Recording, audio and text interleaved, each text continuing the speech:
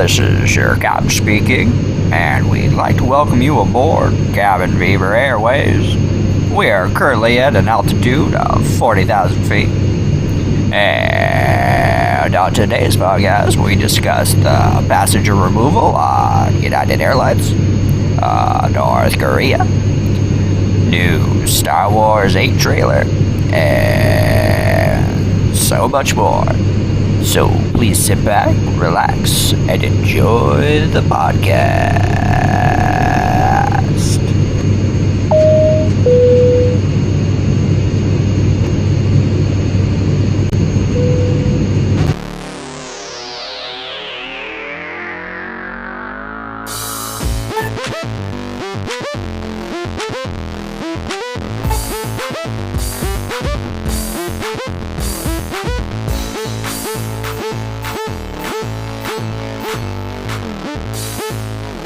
Cabin Fever. Check. Used to beat them. One of them died, right? Jeff. Oh, did they? Oh, I thought you told me that. Jeff or Jer, one of them died. One of them passed away.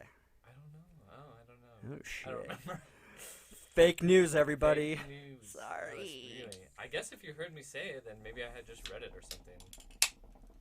Well, they used to beat him in the very. I'll do my research. Oh, I'm sure they did. Yeah, I mean they were on a pretty good station though. They were on Star 100.7. And they were syndicated. Yeah. From San Diego, And which is that's a time. big deal. Absolutely. That's when you can make millions in the radio biz. Oh yeah. Oh yeah. And they have their fat houses. They made their chunk of change. Yeah. Yeah. Pioneering and stealing other DJs' ideas across the United States. Must have been so much easier back then before the internet. Oh yeah. You get wind of a bit. You're Absolutely. like, oh, I'm gonna do that bit. Absolutely. It'd be like a few months before someone else catches on. Were you a big Howard Stern guy at all? No, I never listened to Oh him. man, I loved Howard Stern, especially when I was younger in high school. I was just such I could never fall asleep because I was always jacked up on sugar, or just my mind is racing. So I would always listen to the radio. So I would always check out Loveline, of course. Oh yeah, I used to listen. To Dr. Drew and Adam Carolla, and then a couple of other guys kind of jumped into Adam Carolla's seat once he left. Oh, that's right. Yeah. Yeah, but late at night on Rock 105.3, Howard Stern, when he would start in New York, whatever, at 5 a.m., it would come on here at 3 a.m. or something like that. Shit. The live feed. You were up that late. Oh, yeah, dude. Damn. And I would go to school, and then, so I would only have like a couple hours of sleep. Not every day, but, Yeah. it would happen frequently. And then I would always come to school, and my eyes would always be red. And a lot of people thought I was a stoner back in my high school days. I was not. I was very straight-laced. I didn't drink, didn't party, didn't do any of that shit. I'm so glad I didn't because I would have. Yeah. I would have been a fucking slacker loser. Yeah. If I stayed up that late, which I can only think of maybe a couple times, I wouldn't even go to school. Oh yeah, there were so many times where I would just say, "I can't believe it's already time to leave." I mean, obviously you'd have to get to school like at 7, something insane. It was early. Yeah. I remember waking up. It's funny because I wake up now at like 6, but back then I woke up naturally too today around that time. Oh really? Yeah. But back then it was just like being yanked out of like. Oh yeah. But you're growing. You're taking in so much information. Yeah, your body's doing a lot of different things. Yeah, you're dead to the world sleep back then. That's why we just can't sleep as well, I guess. As adults. Buddy. Yeah. So man, we were back in the cabin. We had a little bit of a spring break. We got to see some wet t-shirt contests and those big old titties flopping around, and yeah, man, good old times. Just kidding. We were working. At wettT-shirt.com. Right, yeah. Oh, there's got to be a wettT-shirt.com, right? It just seems so passé with everything else on the Right, internet. yeah. But yeah, probably. That's almost like you got to be a real loser to go like out of your way to go to wettT-shirt.com. What was the old? It was like Alta Vista sites, or what was it? GeoCity. Yeah. Yeah. That's just the internet foreplay now. Oh, check out some wet t-shirts. Mm-hmm. All right. Mm-hmm. Back to Go on Instagram and yeah, really. You barely scroll through your feed and there's someone, some chick with a wet t-shirt or something see-through. So funny, like some of the, more funny or comedic accounts or whatever on Instagram. Every once in a while, you like see a boobs or a vagina or a dick, before like Right. the flags get to it. It's just Yeah, like, yeah. "Oh, what's this?" And then you come back and it's just like it's already gone. All right, so in your inner monologue, Mm. when you see an attractive woman that's well endowed, big old titties, what do you think in your head? You think, my word, those are some fine memories, or do you go, damn, look at them titties, damn? That's kind of my inner monologue. Neither one of those. Okay, yeah. I'm just gonna be very respectful within my mind right now, I don't feel like I'm being respectful. I'm just not a lot of thoughts, I guess. Right. You're I'm just just like, like nice. acknowledging. I do like the Nice. subtle Yeah. acknowledgement, like Yeah. nice. Yeah. I'm not like a big boob person, so What is your nice ass? oh yeah. A good I conversation. mean, I like boob. That's sort of my inner monologue is our exquisite conversation. This is about to take place with this naked I woman. bet I would have a great conversation with this woman. I don't know. That's always been such a hard question for me because it depends on the woman, really. Like That's very, very true. it does. Like Absolutely. there's some big-breasted women that are like, those are nice boobs, but it's not like I'm not always looking for a girl's boobs. I Yeah, it's not a guess. prereq like, oh, she's got. Yeah, I don't have. gotta be- I honestly don't. I know it sounds not weird, but like I always feel weird saying it. But I'm like, I don't have a bunch of prerequisites when it comes to like physical beauty because like different types of women like can catch my eye, and then I yeah. always kind of like that too. So I'm like, whoa, what is about this girl that's like catching my eye right now? I'm like, oh, Right, she's like, right. she looks like she's like a little bit like Asian or like Pacific Islander. Like her Uh-huh. eyes are kind of like are different, and I like that. I'm like, Oh, I for never sure. really thought I liked that kind of thing. Like there was a girl today who was like a little Asian girl at one of my stops, and like she was just like super nice and engaging like right away, and I was like, oh, that's like such an attractive quality. I was just like, oh, this girl, she's attractive. Yeah, sometimes even imperfections, like a little crooked tooth or something, or Oh really? yeah. Like you pick up on it, and then Mhm. you're like, oh, I kind of like I'm into that. Yeah. Yep. Interesting. Yeah, bud. Very interesting. Are there certain ones, or is it just like? Imperfections that I look for? Yeah, No, yeah. that would just be like, oh yeah, she's got a little crook in her teeth. Right. It's just like See them fucked up toes. Right, yeah, exactly. That actually freaks me out. No, actually, no, things like that doesn't really bother me. Like, one of my girlfriends, she had one boob was larger than the other, but that's kind of happens naturally. Right. Just your more dominant arm. Right. You just build up more muscle. But, yeah, things like that, I don't really give a shit. Yeah. It really just I comes really down to wouldn't give a personality and if she's Yeah. an actually good human being. Well, today I was listening to the Pete Holmes "You Made It Weird" podcast. And he had on Jim Norton. I've been meaning to listen to that one. Yeah, and Jim Norton's like very open about his sexuality because Yep. he's a very open person, and so that's really the bulk of the episode. They're talking about that between them, and Jim asked Pete, he's like, "Do you have to be? How important is it for you to be mentally stimulated, or is it more physical? Like, where's the line?" And Pete, Can I guess? Yeah, go for it. I think Pete is all mental for the Mhm. most part. Yeah, basically. He said that that's the biggest part, and he's turned down sex, blowjobs, and handjobs. He's like, while erect. Ooh, that would be difficult. And only because it kind of lacked the mental stimulation. And, Right.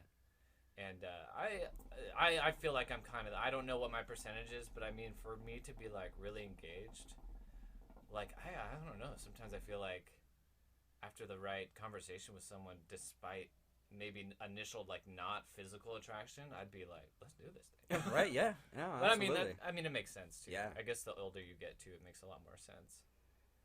Oh, but yeah, people out there, please look into Jim Norton. He's such a hilarious comedian, and he does a bunch of different podcasts. He does one with Matt Serra, and they do a bunch of UFC commentary, like on all the different fights and kind of their predictions. And Jim Norton's kind of like the funny man in the group, kind of keep it moving in a interesting direction. But yeah, Jim's all over the place. He's a really fascinating character, and he is really an open book, and He's an interesting book for sure. I guess he's got a Netflix special out called "Mouthful of Shame," that he was plugging during the show, but it makes me want to check it out because I also like. Oh, I was gonna get to this for my recommendation, but anyway, since we're talking about it, I was like, he said his take on comedy too is, he's not looking for truth or to be right. He just wants to be as honest as possible, and he thinks that the best comedy comes out of that. And I thought that was really pertinent, and especially since comedians are like our modern day philosophers.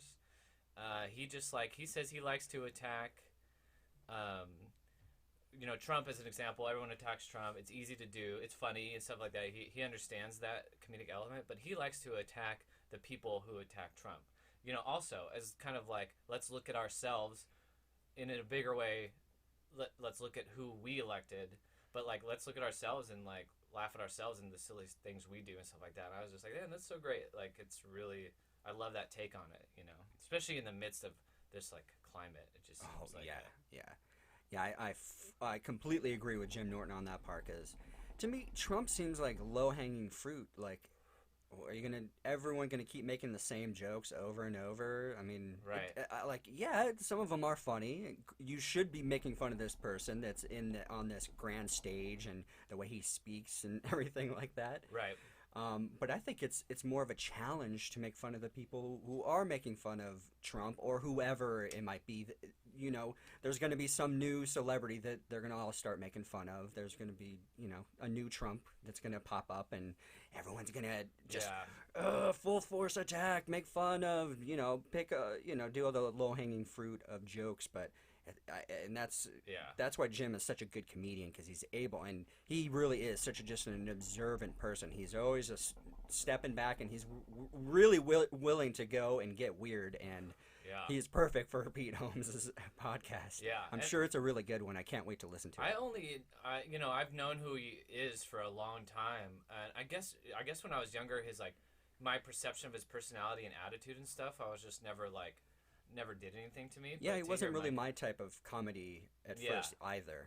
Yeah. But to hear him open up and talk to Pete, I was like, oh, I totally misjudged this guy. Yeah, because I remember just listening to old Opie and Anthony shows, and it's a different dynamic when you have those guys together doing radio and things like that. Yeah. I don't think he was very open, but he's a little guarded too, because you can get attacked pretty easily on that show. But very great recommendation. Yeah, it's good. I'm not even done. Oh no, I did finish it. Yeah, it was a good one. But that reminds me of I don't know. Do you want to talk about the United flight?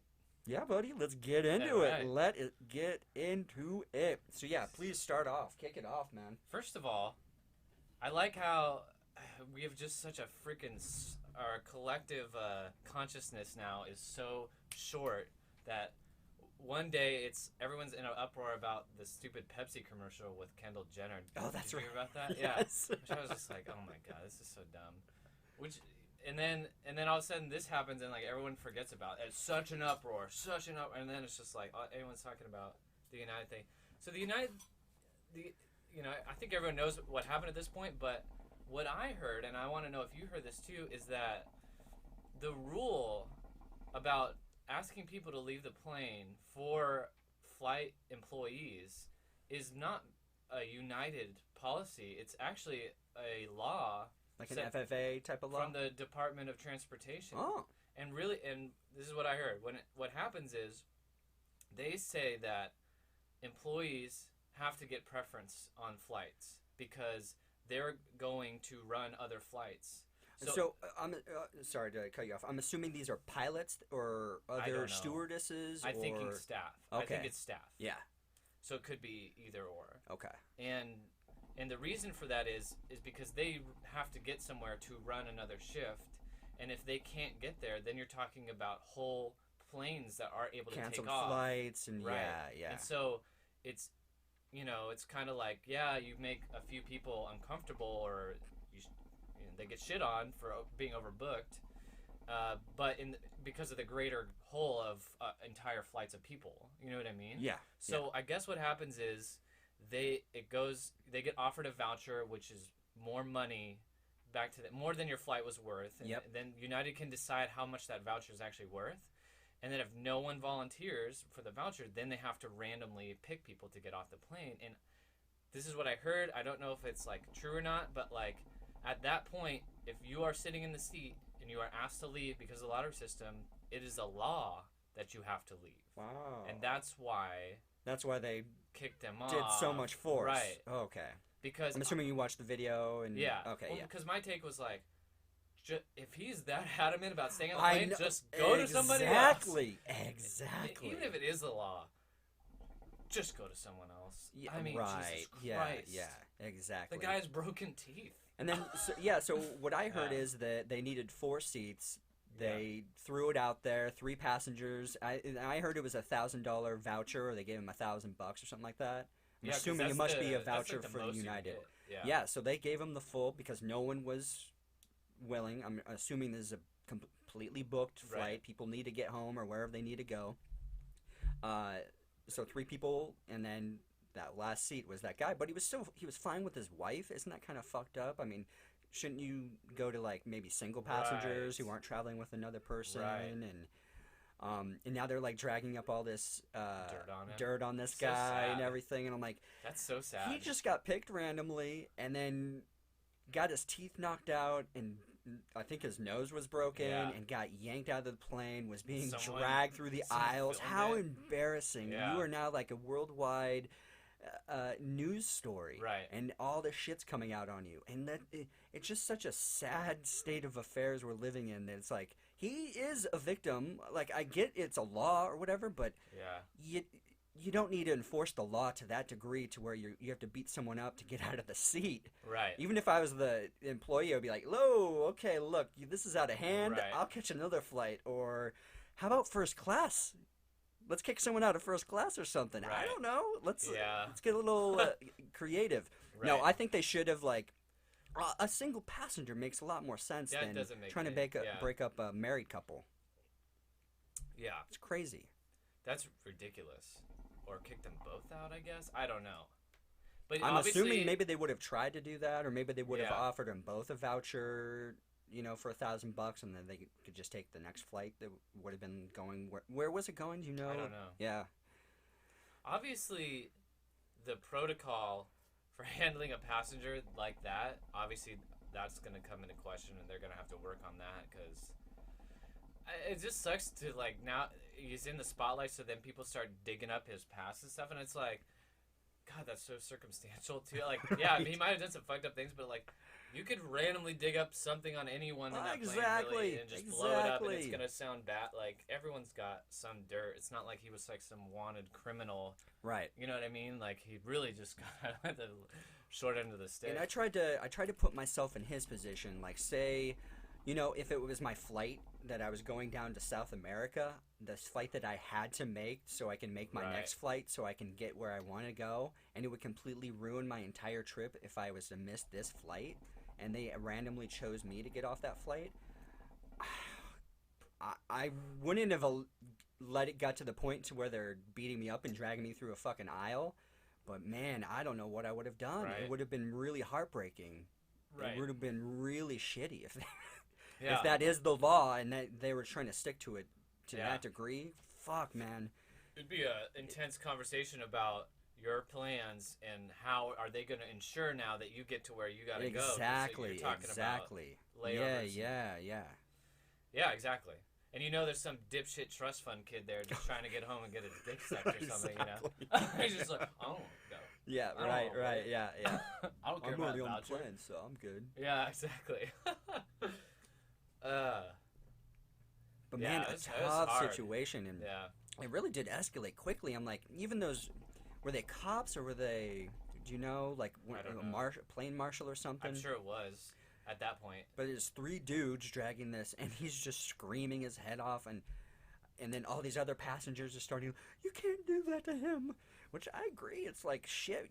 It's even traumatizing for you being a passenger because it's like you almost want to stick up for him, but it's like you don't want to get kicked off the flight, and it's just Yeah, an I think, insane, yeah. like especially in those close quarters, like all this drama's going on, and there's always a little iffy to get weird, like in an airport Oh, yeah. situation. You know, I mean, you could be banned from flying. You know, it's a weird situation. Yeah, and I just feel I feel for like United because they're getting the most shit on. Like people are just blaming. They're them and losing stuff. a shit ton of business right now. Yeah, and I'm like, man, what a perfect time to fly United. Like, Yeah, prices cheap are probably flights. So cheap. Get I was on, like, get I was on. like, hell yeah, I would still buy United. Like I flew United to Nashville. I flew United to Illinois because my grandfather, for years and years, he was a pilot for United. I don't think back in the day they would have done crazy shit like that, but who knows? They were smoking on airplanes back in the day Yeah. when my grandpa was flying. Yeah, yeah, different times then for sure. Are you? Then they treated people much differently. It was more like everyone wasn't just get as many people into the plane as Yeah. possible. It was a little bit more, we're going on an adventure. You're going to have I don't even know if they do hot towels. Like, that was like back in the day in the Yeah. movies, like, you get a hot towel and a free drink. And obviously you do get a free drink, but I remember flying and you would get meals. You would get Yeah. peanuts and snacks. And I know. now it's just like, okay, you get a drink and that's it. And then It's you like a could bus. buy a meal if you want to on certain Yeah. flights, on certain airlines. When I flew United to, we had to fly to Houston, and that was the first airplane I think I've ever, not ever, but been on where there was a lot of empty seats. And once we got in the air, they're like, you can go move seats if you want. Oh, We got nice. these, like, the whole back row, and then I got a beer. It was like 10 in the morning, but I'm like, well, I'm on vacation. Yeah, hell yeah. And you I got a kick it beer, off. and I went to pay for it, and the guy was like, nah, don't worry about it. And Mm. I was like, United, it was awesome! Hashtag I United, love it. always United. Yeah. So I mean, they're taking like a huge hit, and you know, it's just like people gotta look a little deeper into it. You know, Oh, yeah, it's absolutely. not what it seems, kind of thing. But you know, it's hard to when you just see a man screaming getting kicked off the plane with no context. You're Yeah. just like, fuck that. Yeah, it's really hard. I don't know. It was crazy. Whew. Yeah.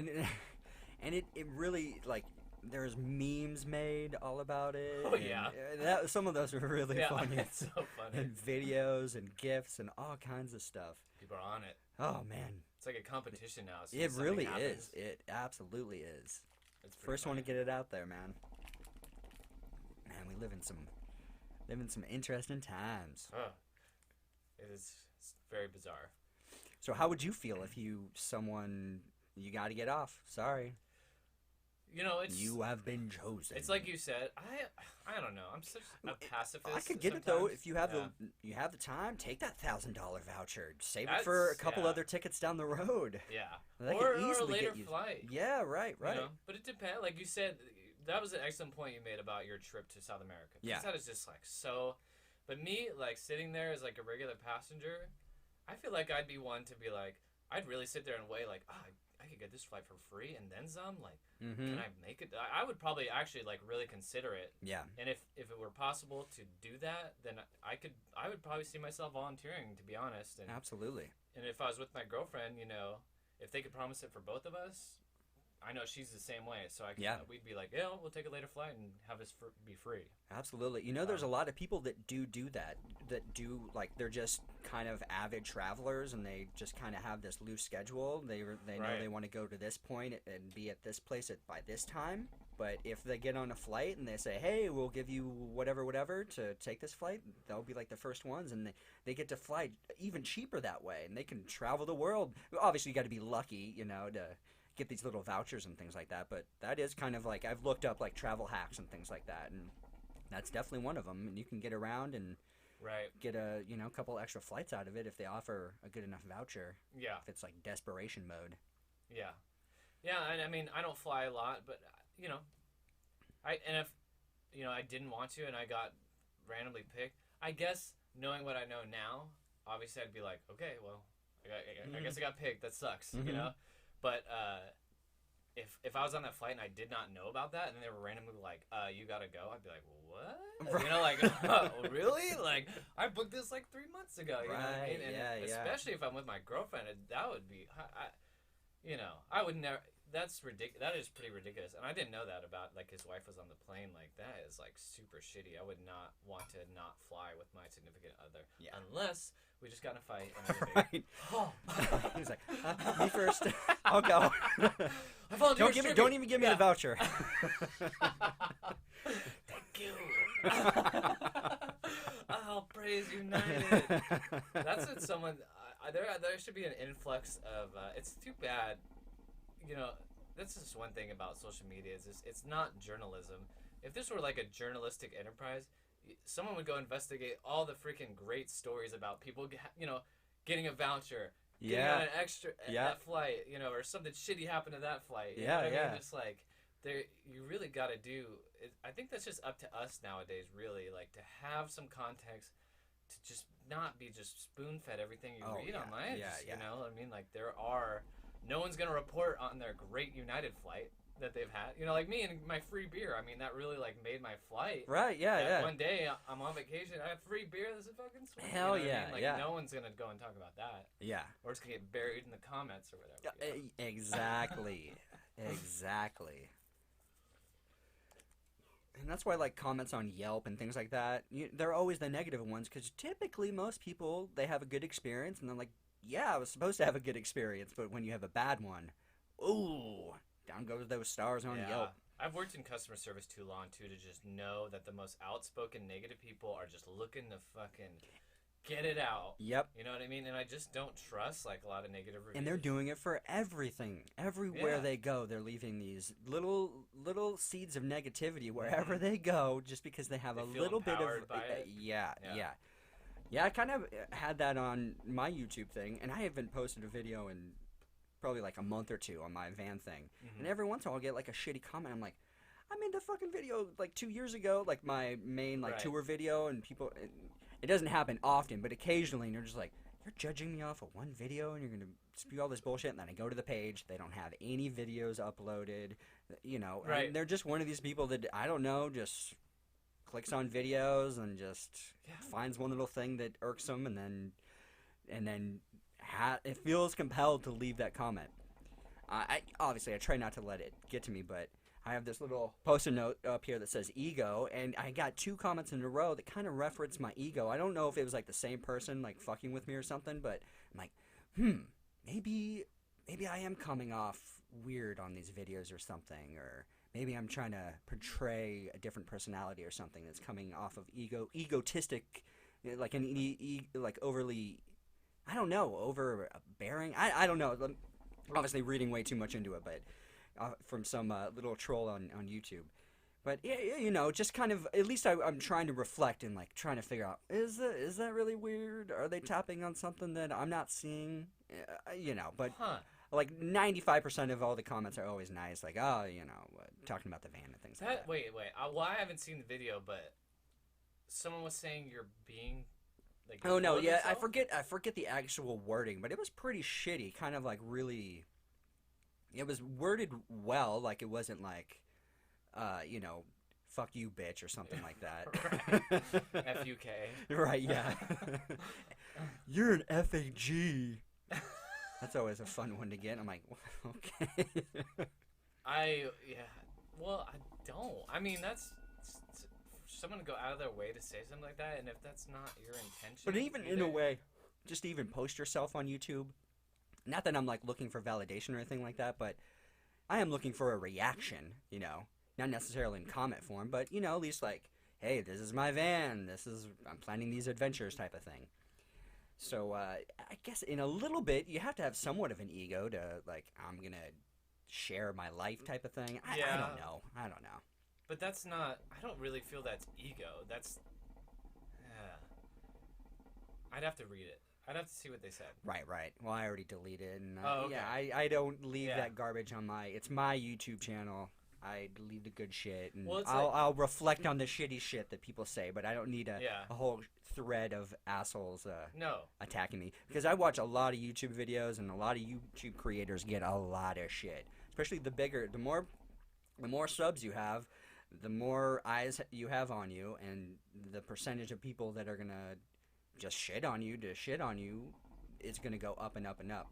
I watch some guys that have maybe like 100,000 subscribers, and over than that, and they're always getting shit on. They even have troll channels that create content off of every video that they make just to get views for them, but it's kind of funny and comical in some respects, but it's still really shitty in a way that people are just attacking each other just because whatever you find something different that you don't like about that person, or That maybe is they're so coming off in weird. ridiculous. It is toxic, but Yeah. YouTube can be very toxic. Well, the internet in general, like all social media, can be toxic, but it can be toxic, but then also so enlightening, and you can find so much information. Like I was going to bring up, one of my wrecks was just YouTube DIY because I was having trouble with my Jeep. I was having battery issues, and then through the process of elimination, I got down to my alternator was malfunctioning. So I'm like, well, shit, I'm just going to do this myself. I'm not going to take it to a mechanic and pay $500 for them to change out the alternator. So I'm like, fuck it, I'll just go down to the O'Reilly's, I'll pick up an alternator. I watched a quick YouTube video on how to, 2005 Jeep Wrangler, DIY, replace, and then I watched a 3-minute video, and then I was able to easily do it myself, and now my Jeep is back in running order, and it just cost $200 for the new alternator. I'm good to go. Awesome. Actually, less than that because I took back my old alternator, and they give you like $30 back. Oh, cool. Yeah. That's cool. So I'm just saying, like, you can learn a lot off of YouTube, and you can also get shit on if you put yourself out there.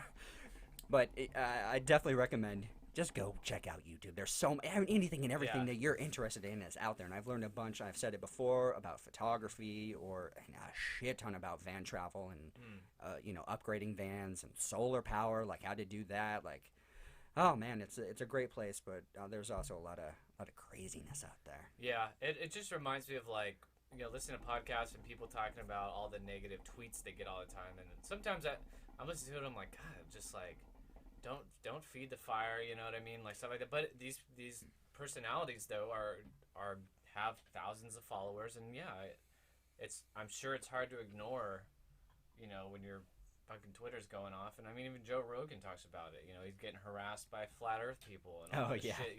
He's like an intensely popular guy. So of course, but he manages to focus in on these like people that are like just negative and just obviously retarded. That's just crazy.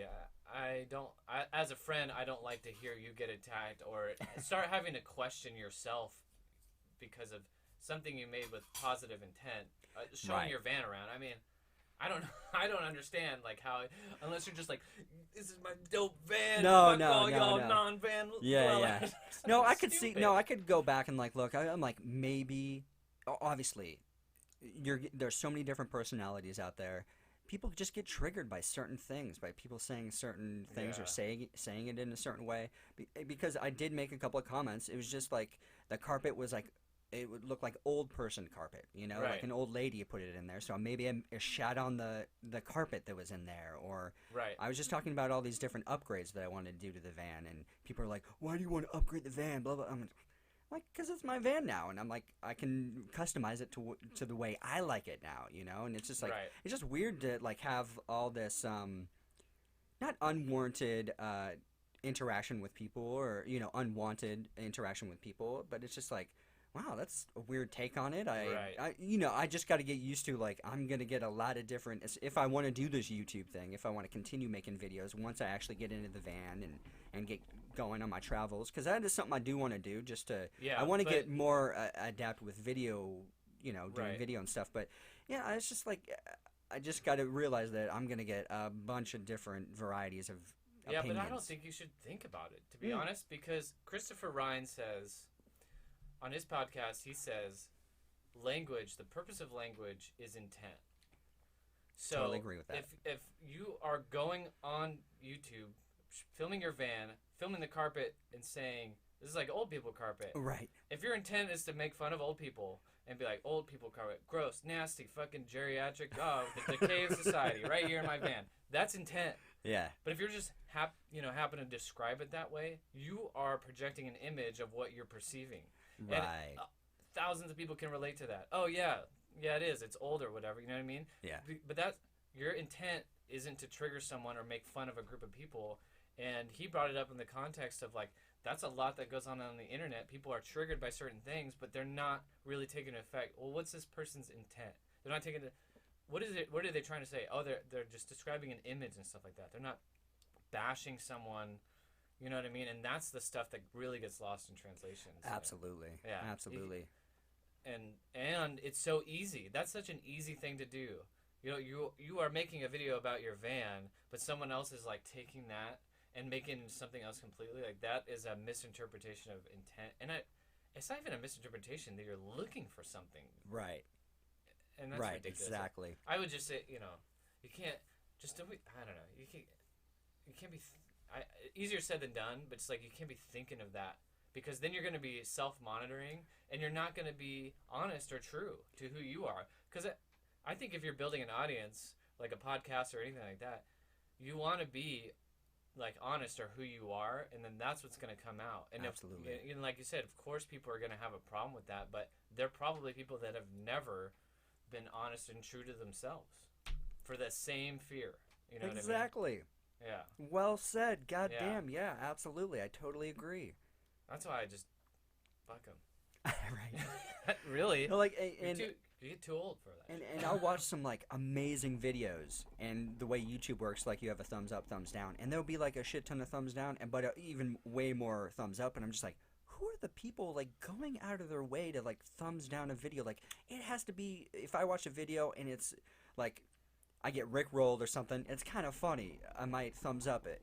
But if it's a video that is like completely the opposite of what they were trying to portray, or they're trying to trick you into watching their video, then fucking thumbs down it. Exactly. But if it's just someone said one thing you don't like, or maybe I got a lot of shit too just because I was using my old GoPro, and it was a GoPro too, and it's crappy, but it was easy to use for me because it was small and I was able to like get around the van easily, and people are like, oh, I don't like the footage on this. Why do you use the wide angle? I'm like, why? Then don't watch the fucking video. Exactly. I don't give a fuck. I'm upgrading, and I even said that. I'm like, in the video, I'm like, I'm planning on because I do have all these cameras that I'm planning on using, and it's much better video quality. Which is like, people are fucking nuts. That's so stupid. But obviously, that's so stupid. I definitely don't want to let shit like that get to me. But I've watched, you kind of follow these YouTubers, and you could tell once they start to get a lot of trolls, they will try to change the way they operate. I'm like, that's not really the way to do it. You can't change yourself for the 1 or 2% that's shitting on you or making these rude or dumb comments just to say something. Yeah. That's kind of what I think they get off on, is to see the reaction. They want you to react in a weird way. They want the attention. Exactly. I literally just pictured like some sad people that just sitting there alone, That's just exactly doing what it is. rude comments just to get a little bit of something, because you could say all the nice things you want, and sometimes you might not get something in return. People are great for the most part. I just want to say that, but if you're gonna put yourself out there, you're gonna deal with some shitty people, and that's unfortunate. Yeah, you can have that conscious compassion too, like, oh, feel sorry for that guy. Like, what's his problem? Maybe he hasn't gotten out. Right. Yeah. Could start attaching those kind of things to it. Yeah. That's crazy. All right, man. So let's. Did you hear about the MOAB, mother of all bombs, that got dropped? I heard about it. I really didn't know too much about it. Yeah, people are kind of making a big deal about it. I mean, it is like kind of unfortunate. I was kind of thinking Trump kind of made the impression that he was kind of going to get us out of the whole Middle East craziness and all that insanity. So I guess they're trying to say that Assad used some chemical weapons on whatever his enemies or whoever the rebels are in his country. And I guess that's a no-no, so the United States decided to... But it wasn't in Syria. I think it was Afghanistan. And they were trying to get some ISIS guys. And it was the first time the MOAB had ever been used. So it's not a nuclear bomb, but bombs that big do leave like radiation behind after, because it's such a crazy explosion. But it's basically, it's such a large bomb. It's made to like go to like underneath bunkers and tunnels and things like that. And so Trump signed off on using it, and they used it, and people are all up in arms, which I kind of get. And it's like, Yeah, I get it. We've been fucking with the Middle East, but we're not the only ones. Russia's been doing it. China's doing it now. We're just a little bit more vocal about it. And I just wish, like, what's the point of the UN? Like, shouldn't they be doing all this shit? Shouldn't they be in there, like, helping people and getting? Why does the United States need to be the guard dog, the pit bull that has to be sicked on every country, and then the American people have to be left with the bill because we have this huge defense department and all the military, which we do need a military, but it's just like we're getting a little out of control. I mean, they warned us so many years ago about the military-industrial complex, and we're living it. Like, war is money for us. Like, that's... but I'm just so sick of it, because for a lot of our lives, we grew up in the, through the beginning... Actually, we had, with George Bush Sr., we had the whole... the Gulf War.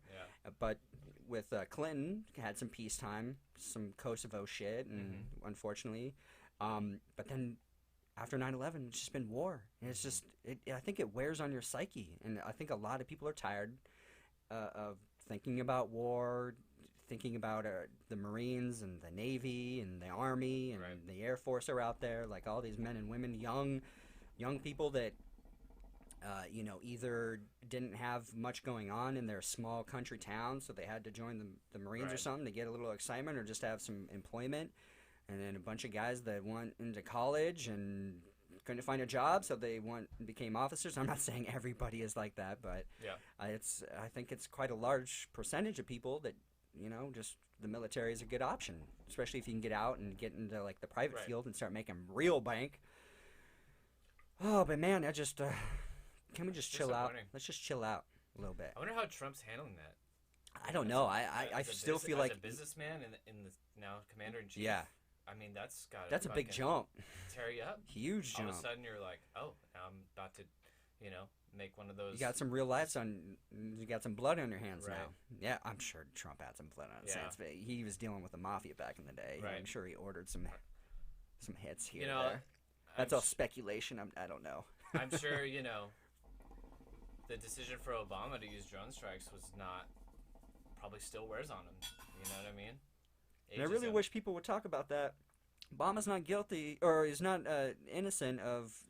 Right. He ordered some bomb strikes and lots of drone strikes, and there's a lot of blood on Obama's hands, too. And Trump's now just inherited the same shit that was left behind since Bush and Clinton and Bush and everyone else, every other fucking president before that. I mean, really, we've been fucking with Iran for a long time in all the Middle East. And it's just intelligence coming to him saying, like, exactly. Hey, we got to drop a bomb. See, that's the problem is you have the military, and they can build whatever story they need to build to go after a certain target. I'm not saying that they're wrong, but that's how it goes. They'll bring it to the president, and then the president decides, let's take action or not to take action. And I think a lot of people were disappointed that he chose to take action, especially like that. But you're Trump. Yeah. You're going ISIS, bigly. Yeah. And your supporters are, ISIS is just a hot button word. Oh, you know what I mean? And that's all the justification you need. See, the problem with ISIS and Al-Qaeda and all these other factions is I don't really think they're very organized. I think it's just a large group of very disenfranchised young people that have nothing going on. They've been living through war their entire life. All they know is war. And they get behind some really intense people that lead them down really crazy paths, and they got nothing else going for them. And you can ride around in Humvees and shoot machine guns and AK-47s and maybe blow up some people or get blown up yourself. I mean, it's just a sad state of affairs over there. I don't know when it's all going to come to a close. I hope it doesn't. And they're even talking about North Korea now as a big hot button issue. Yeah. If any country out there deserves to get their ass kicked, it's North Korea. But they keep threatening this whole nuclear bombs, and I don't know. Do they really have nuclear bombs? I guess they could have got it from Russia somehow and traded it, but they're always talking this big game like they got it. But if you really look in North Korea, they're not a very prosperous country. They're like not at all. Basically they're running off the slave labor and like dirty dealings when it comes to they're involved in the drug trade and all kinds of illegal shit. Like they're that little mafioso type country that, you know, if you want some dirty dealings, you go to North Korea and get shit done. There's a bunch of like internet scams that go through there. All kinds of shit goes through North Korea, and they treat their he has an entire country psychologically damaged and controlled, and if any country or anybody needs to be taken out, it's them, Yeah. not the people.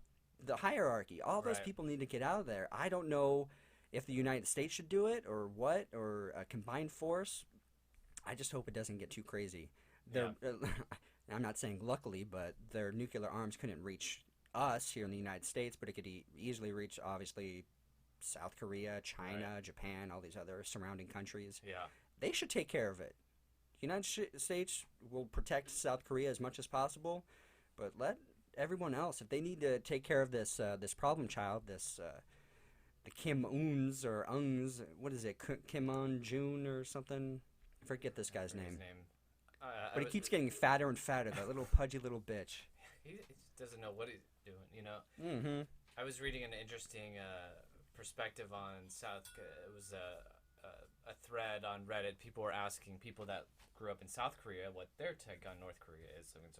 And one guy answered he was an American now living in the United States, but he grew up and went to like basically elementary school up in North Korea, and he was saying like in elementary school in South Korea they actively participate with this understanding, because a lot of them still have family and roots in North Korea, and they collectively like write letters and like drawings and stuff that are about peace and honor like their family that's still there, and they basically just kind of pray for like a solid union of Korea, and it's a very like compassionate, that's what they're taught, you know. It's just like, you know, it's really bad what's happening up there, and we need to like be focused on like compassion and like pray for those people, which is I think good, because they're honoring the people themselves that are there and have no idea of the outside world and stuff like that. And it was just kind of like a heartbreaking thing to read, because obviously they're so close to them, but yet so divided. And it's got to be, even just to, like you said, in all those surrounding countries, it's just like you have this like black sheep of a family member that's just you know, creating chaos and stuff like that, and there's nothing you can do about it. Yeah. It's just so bizarre. Yeah, because think like, what if Alaska just turned into North Korea or something like that, and they're just these little assholes up there that's threatening Canada, threatening Russia, threatening Japan, threatening us down on the West Coast, you know? It's like, I think we would take care of business. Right. It's just so fascinating, too, in this like growing age of globalization and information and stuff, that they are cut off. That's what makes it so sad. Scary. It's sad. Yeah. It's scary. And if it was to come down to, you know, completely eliminating that upper echelon of the people controlling North Korea, we would have a lot of people to have to deprogram and figure out, like, good thing they would probably be introduced to their families. Right. If they do still have some in South Korea, they could at least be integrated back into, like, hey, look at what's been going on. It's so sad, but like if you look at the tech, like South Korea is like so advanced, like, and like even in some aspects even further ahead than certain parts of America. Like they're living good over there, and then North Korea is just nothing like that. It's everyone's, you know, dirt poor. You know, and if you do have some money, you're just working for the government. You just have to blindly go along with whatever they tell you to do. It's really sad, and that it just seems like such a dead way. It's such an old, dead way of running things. And I think it should have been eliminated a long time ago, like a long time ago. And from what I understand about their culture, whatever's left of it, it shows. Mm-hmm. They're just a dead in the water kind of thing. It's a real They'd bummer. have to know it, but you know, even the hierarchy is so embedded in it. Like, well, we're not gonna stop. Oh yeah. And he you know, he's killed his uncles. He's killed a bunch of his family members and cousins and things like that, just to keep people quiet and to keep them from leaving North Korea and from, you know, gaining asylum from other countries. And that just looks bad. So you kill him, you eliminate him. It's got to be so sad after attending school in the United States and living amongst us, and just and then going back to like I gotta go run this shit. You're You know, right. like, Yeah. damn, I just want to smoke pot and watch Exactly. watch cartoons. Yeah, it is weird too. Yeah, and they're into weird stuff like American basketball and stuff. Like if you watch the Vice documentary with Yeah. Dennis Rodman, it's fucking fascinating. And cinema and stuff like Yeah, that. into you know? movies and stuff. Yeah. Yeah. So weird. Yeah, fuck. That's crazy. Oh, what a crazy tangent. Right. Yeah. Well, I just hope shit gets solved somehow without, destroying the environment and destroying millions of lives. That would really suck. Yeah. Ugh. All right, What? dude. What else you got on the docket? Did you watch the new Star Wars trailer? The I little did, sneak yeah, I peek? watched it. Ooh, I got Yeah. chills watching that. Dude, there's something about Star Wars that's just like collectively we're all on the same page. Yeah, I like, just know. keep them coming and make sure they're good. And this next one, I'm like, ooh, I like what I'm seeing so far, and it's just a little teaser. Yeah. Yeah. All right, so today is April 14th, 2017. So it just came out today because they're doing Yeah. a Star Wars celebration in Orlando right now. Oh, okay. So it's basically like Comic-Con, but just Star Wars Wow. stuff. Yeah. Damn, the money that franchise. So what do you pulls think, in. man? It's good. Yeah, good trailer. Yeah, Little sneak peek? it's gonna be exciting. I can't help but think about the original trilogy. You know how Empire Strikes Back is like, they say like that's the greatest one of them all. And so much is gonna happen plot wise. And God, The Force Awakens was such a great introduction to these characters and stuff. And now that they've been kind of set and developed like who they are and everything, now it's gonna be Luke Skywalker's back in the picture. Oh, yeah. And I was trying to decipher. They do. It's just a teaser, but you do get the sense that obviously he's gonna take. I'm blanking on her name. Rey? Ren under his wing now and train her. But he makes that comment about the Jedi are dead. So I'm like, Right. So is this moving away from it? Probably the next evolution of whatever the Jedi are. Right. And they do talk about him in The Force Awakens. How he disappeared after training a lot of the Jedi too. Yep. So maybe this is part of like a bigger plan that he has and stuff like that. Well, if you Yeah. remember, something happened during his training. One of his Padawans turned against him and kind of Right. fuck shit up. So I think he's really just like, you know what, fuck it. I'm tired of all this bullshit. This is me thinking what Luke Skywalker, or Yeah. what Luke's thinking. It's like, fuck it. All right, you're here. You made this journey, so I'll train you because I know shit's coming down the pike. But besides that, we're not getting this old Jedi Order up and going again. Right. Which makes sense. He's been through some shit. Yeah. Luke Yeah. Skywalker. Yeah. It's gonna be an exciting one. That's for sure. Yeah, man, and it's this Christmas it'll be coming out. I'm excited. I'm sure we'll definitely be talking about that when it. I finally comes laughed out. a little bit because it's like it's April. We still got a long ways to Oh, go. there's But gonna it's be. like now we do teaser trailers. Yep. It's not the real trailer. It's not the real just trailer. The teaser of the real trailer Yeah, of yeah. the movie that's gonna come out. But you can only do that with movies like or just Star Wars. Oh yeah. Because Yeah. now it's like the way movies come out on demand and or reach the theater or whatever. Yeah, you see like the trailer right away and stuff. But they really have a great hype, surrounding Star Wars and stuff, and just so many movies planned. I just hope they can keep the. I don't have any doubts about the next movie and then the third one.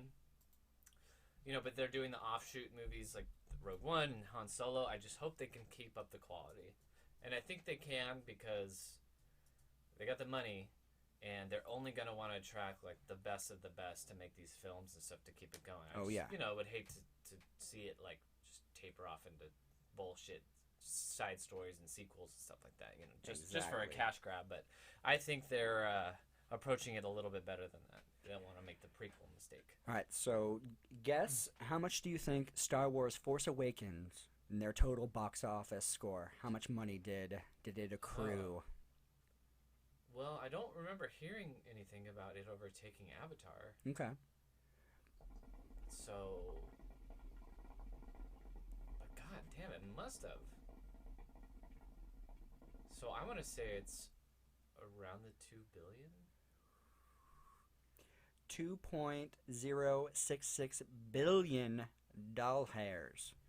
And that's just on box office. They made way more in Oh, I see. Yeah, on yeah. DVD sales, merchandise, all that stuff. That's just box office. All right, so your prediction for episode 8.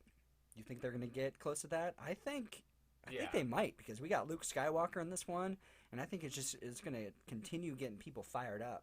Well, not only that, but it just as the Force Awakens, it just made so many more new fans. Oh, of the series. yes, I agree. Yeah, Yeah. you're totally right about that. Absolutely. So it's gonna be Got you know, all the new generations of kids behind it and everything. Right. Yeah, all the new characters were introduced, and people are buying the toys up and the Legos and all that stuff. Yep. Yeah. Yeah, so I think it'll do better. Yeah, that's my prediction. Oh yeah, for sure. me too. What do you think? It'll take over. I think Avatar. it'll be definitely close to that, to what the Force Awakens made. So I'm guessing maybe 2.1 billion Yeah, think so. in that I range. think it'll be more. Oh yeah, could Yeah. be. Could I think really so. could be. Yeah. Not much more in quotes, but All right. So depending on the world environment during that time. Hopefully, we'll still be stable and good, and not in the throes of World War III or something insane. I think it'll do well, very well in the box office. yeah. Oh yeah, it's a given now. Oh, dude, and they're building a big ass Star Wars land now Yeah. in Anaheim right now. Yeah. Yeah. Have you been Unreal. there since they started construction? Yeah. Yeah, it's trippy. And then on some Are of they the, building it uh, behind Space Mountain in that No. area? No. It's on the opposite side. Oh, okay. By Big Thunder Railroad. Oh, really? Yeah. Did they take something out, or they just No. Did they have some land they've been waiting? They just have a big wall. Oh, okay. Yeah, or maybe there was a walkway or something. Oh, But okay. On one of the rides, you can see over the wall. And then last time I was there, was just a big fucking giant quarry. Right. where Just they're a tearing pit. it up. Yeah, I was yeah. like, what was there before? I Right, remember yeah. It There wasn't had just, to be something. Yeah, it wasn't just land. Yeah. So, and it's cool because I don't know if you've seen, but there's like a YouTube video out of Shanghai's Disneyland, and it's newer, and their rides are crazy, like crazy mix of digital, total immersive plus a physical ride. Their Pirates of the Caribbean ride is like gigantic 3D projections of Really? ships that look real and are Oh. crashing right next to you, and it blew my mind. I was like, oh my god. And then Wow. we were just talking about this today, and I was just like, it's because it's so new, they're just using the newest technology and stuff, and I'm like, I hope some of that, and I'm assuming some of that is going to be used in Star Wars land. Ooh, So- yeah, because, I mean, dude. the rest of Disneyland was built in the 50s, so Yeah. they're still running on that, thing, but it's incredible. So when you're bored next time, look up Shanghai Disney and their rides. absolutely. It's fucking insane. Yeah. Yeah. I mean, it was insane. Have you seen those those 3D projections now where they like put them on the side of buildings and they can make the building look like it's crumbling and stuff like that? Oh, or like no. No, I yeah, haven't. yeah. And then there's one recently I saw. It was a gym, like a high school gym, Mm-hmm. and they were using this 3D projector and to make it look like a whale jumped out of Oh, their I have floor seen and that. I yeah. have seen that, So yeah. stuff like Is that. that real, though? And that's not Yes, like a... that's Oh, what- that is real. yeah, So yeah, it's yeah. not like CGI thing. No, Oh, I okay. mean, It they're- is a real projection. I don't know how they're doing that, but it's crazy. Holy shit. Yeah. Wow. So it's there, and yeah, when you It's see gonna the be video so... from Disneyland, It's gonna be so badass. Yeah, and I mean, when was the last time they built a land at Disneyland? I don't know. Yeah, it's been a while. Yeah, so Yeah. yeah, that's pretty crazy. Whew. Yeah. Do you still have your yearly pass for No. D-Land? No. Went to the wayside. Yeah, Didn't they it's- raise it? It's Anyways? crazy expensive. It's cheaper to go to EDC. Right. Well, I mean, you do get a year pass, I guess. Oh, but, right. But yeah, we just didn't do it. It was too expensive. Yeah. I was like, I Yeah, don't need you to. gotta balance it out. I don't need to. Man, yeah, I'm stoked for EDC. Dude. It's gonna be May, and it's gonna be June, and we're gonna be I at know, EDC. it's like We're gonna be 2 in months Vegas. away. It's crazy. Yeah, I'm pretty excited. Yeah, me too. Yeah, the closer it gets, I'm like, we're gonna be in fucking Las Vegas soon, Yeah. enjoying some goddamn EDC. Yeah. All right, brother. You want to do some recommendations Yeah. if you have any more? I can. I've got a few I can do. Well, What about S-Town? yeah. Actually, I'll let you kick it off because you introduced me Yeah. to S Town, and it quickly became one of my favorite little mini podcast series to listen to. S-Town is it's an offshoot of producers of This American Life. And Have you listened to the? I've started to now. Okay, yeah, And then Serial, which was a big podcast that I had always heard about but never got into. I actually just started listening to that one. Okay, cool. And I'm like 8 episodes deep already. Oh shit. Very similar show, but S-Town is a Really? So it's like that kind of documentary? Yeah. Oh, absolutely. Shit. Just like it. Yeah. Oh man, I'm gonna be consumed now. So S-Town is like a story of this guy, John McLemore, who emailed some of the producers from This American Life to tell them about his shit town in Alabama. Yep. And this, murder that he was pretty confident occurred, and how no one was talking about it, and then the guy who did it was like running amok, and contacted the producer there, and there was a bunch of email exchanges, and this guy decides to go down there and meet John and investigate this murder in this town, and that's kind of the setup for Shit Town, and him going down there, and it takes you just on a roller coaster. Really roller coaster of events, yeah. Oh yeah. So did you finish it? Yes, I did. Yeah. Yep. So it's 7 episodes. Yeah. And every episode is just fascinating, and you just get deeper and deeper into all the craziness of Shit Town and the type of people that are living there, and what I really appreciate about it, because we grew up in a small town. You know, it wasn't that. I wouldn't call it a shit town, but maybe in certain points you were like, "Wow, this fucking town sucks," and you have certain people. It's like, what's crazy about a small town, you have this game of telephone going on sometimes, and a lot of people are gossiping, and things get twisted.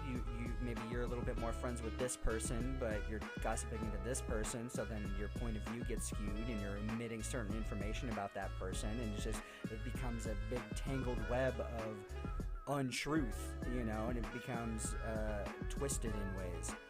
And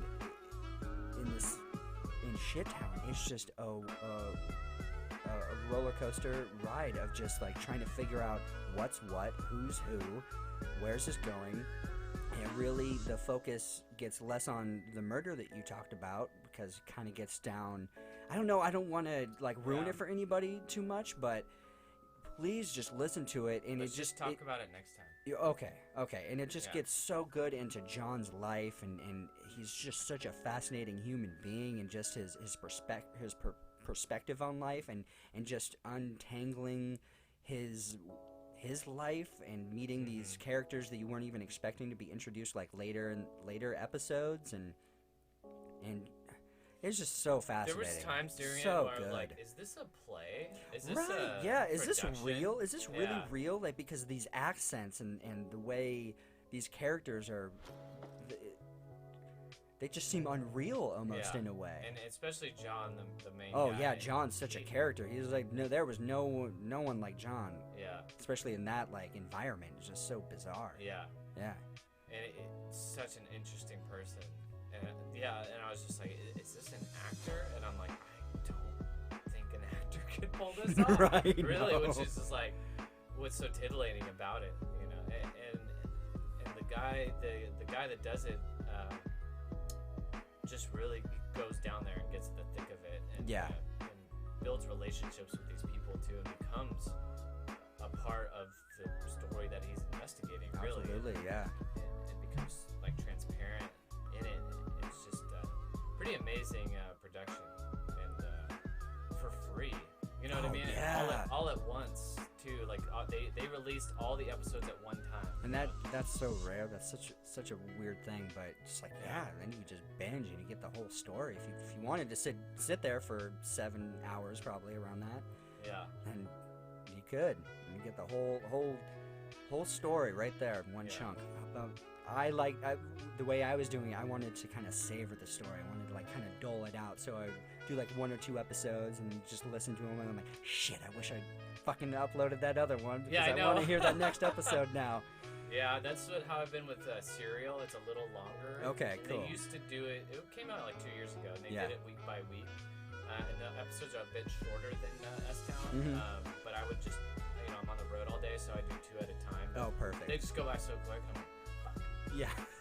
Or I forgot to download them today, and I'm like, what? What am I gonna do? What am I gonna listen to? Yeah. But that's another amazing one where it's investigative journalism. Really. Yeah, please explain this because I've Oh, heard yeah. it so many times, but I'm like, what is this? So it's just there's 2 seasons of Serial, and the first season is basically at a Baltimore high school in 1999.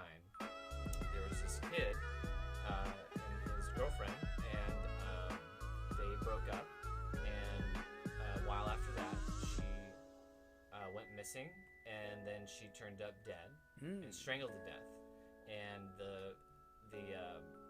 this show obviously takes place nowadays, and the boyfriend, went to trial and was convicted of her death and has been in jail since then. So like at that time, about 15 years he spent in jail. And the journalist in this one, she's reopening the case basically to try to find out what really happened, because everyone assumes this guy is innocent and that he's been wrongly convicted. And so during the course of the season, she's in contact with him the whole time, even though he's in prison. Just a lot of telephone calls to him in prison, getting his side of it, and she's going back and interviewing all the players. And basically what happened was, or he was convicted because his friend or acquaintance, they weren't really good friends, but they're friends, testified against him and basically said, his name's Ahmad, he said Ahmad strangled her. I drove him, dropped him off. He went and strangled her. He came back. I picked him up, or met up with him, and there was her dead body in the trunk. And then I went and helped him bury her. And that was his story that he told, and that's what got him convicted. And now he's been in jail. And so Sounds she's like opening back up. making a murder situation. Like the detectives convinced this guy that. Well, I don't know. Obviously, I have no knowing, and I'm just jumping in off of other information. Wow, that's fascinating. I'm definitely going to listen to it. It's a frustrating listen. Yeah, I'm sure. Because both of these guys, the friend and the convicted guy, the convicted guy, you cannot get a sense of what's what type of if thing. they're being truthful, and it is so frustrating. But I mean, that's just a part of it, and then that's why it's being reopened, and that's what the journalist is going through, trying to piece it together. But it's very, very interesting. It's very different than S-Town, but it's a nice, different kind of podcast. It's like a show. Right, yeah. Real life players and stuff like that. So. Damn, I'm excited to start listening to that. Yeah, it'll and then we'll have to pick each other's brains and talk about it. Damn. Yeah, so that's my recommendation. All right, badass. Yeah. All right, so let me see if I got any more recommendations. Vacation. Just go on a vacation. I need one so bad. Yeah, you've been working the bone here. Yeah, man, because I'm trying to work as much as possible, get a nice little nest egg going, and then just be able to travel, because I do want to take probably a month off and just go, once I get into that van, just start traveling a little bit, start spreading my wings, and then I got this wedding coming up. My buddy's getting married next weekend, and it's just it's just a lot going on. So I'm just trying to cram as much work into right now, and then take this 3-4 days off for this wedding, and then get right back to it. Yeah. Yeah, man. So what about the van progress? Oh, the van's doing great. So my next step right now is the solar, and that's kind of really one of my really main things I want to get going. So yeah, right now I'm just kind of slowly planning out the logistics on how I want to do it, where I want to do it, and plan out a good schedule and make sure I have a good concept of how solar power works. And it is basically, it's pretty easy. It's once you just follow the instructions. I mean, it's all laid out for you, but it's still, you want to be as informed as possible when it comes to electricity. And to me, it's just still such a foreign thing, and I just gotta wrap my mind around it. But I think once I get it, it'll be easy. So yeah, but so far we're doing well, and I think because originally I wanted to be out by May, but I'm pushing it back one more month. I could probably do even half a month, but I just want to make sure everything is good to go. Absolutely. And everything's planned out. So even in here, like, this is all my shit right here. There's really nothing in there, but I have my bikes in there, and that's basically it. The solar panels. So I'm just really slowly condensing things, trying to figure out if I want to run a storage unit for a while, but I'm still just like, I want to be as minimalistic as possible, you know, not have to have any extra little, you know, paying $100 for storage. That's $1,200 a year. It's like, do I really need to just put my shit in a box and forget that it's there type of thing? So it's like, I got to really figure out like how I'm gonna do with this stuff. Either I'll probably just give it away or sell a bunch of it, but we're getting there. But yeah, slow and go. And then on the next podcast, I definitely plan on doing a much more in-depth update on the whole van progress and all that good stuff. And then man, I'm excited though. Getting closer. I was driving it around and just trying to get a good feel for the van, and I'm excited. Like I think I'm really getting a good hang of it, because I do a lot of shoots around San Diego, so it's like I have to be cognizant about parking and just like pre-planning type of things. And then certain times of day, obviously certain areas is just like parking's gonna be impossible, especially the beach areas during the summertime and things like that. So I just need to pre-plan ahead. Like, you know, say I have a photo shoot early in the morning in a certain area, if I can find a good parking spot and just stay nearby in the neighborhood, and then find a good spot, and then I can just walk to the shoot, or you know, whatever like that. So, you know, just trying to figure it out, figure out that van life, and just trying to get it as prepared as possible. And you know what, I have had like a little apprehension, just like, oh shit, I'm not gonna have the comfort of this home. I'm not gonna have this little a little oasis just to come to and not have to worry about road noise or anyone else around me. But it also excites me in a way too, because I'm like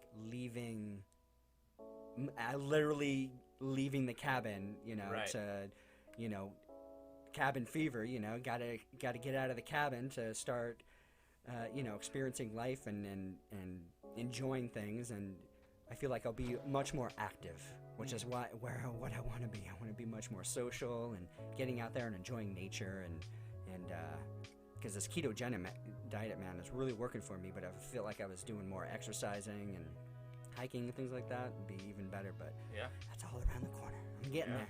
Baby steps, baby. That's all it takes. So if you're out there and you're struggling with like just even myself, just sometimes the simple things are just like, it can kind of be a little speed bump, but once you get over that speed bump and you just figure it out and you keep moving ahead and you keep eliminating those things off your goals, off that list of goals, then things get good. It gets shiny and happy, and rainbows and birds are singing and all that good shit. Absolutely. Awesome.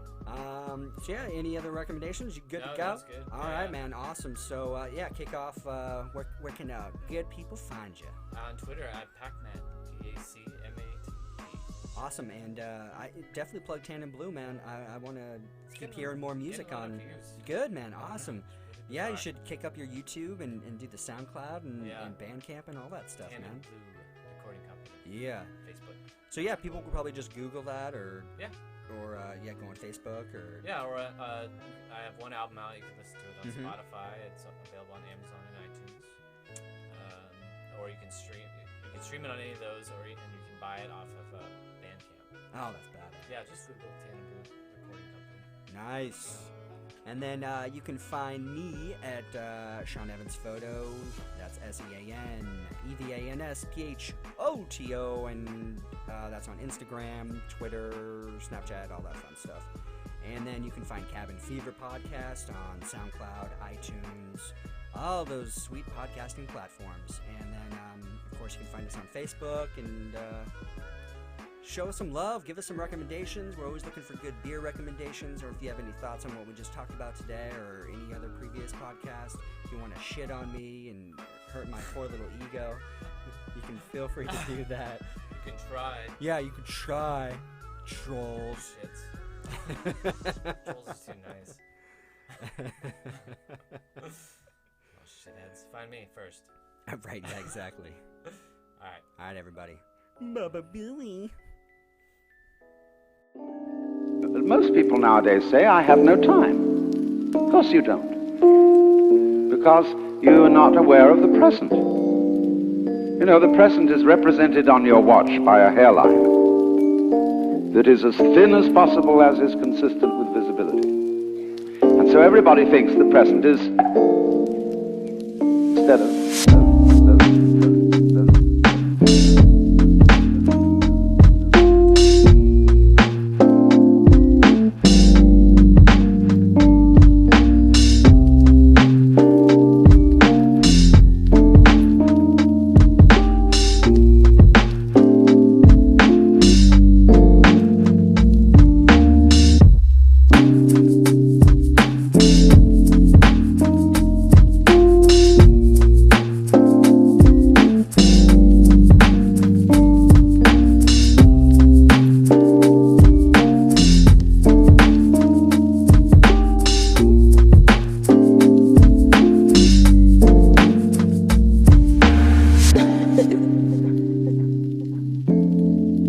now. The present is the only real time.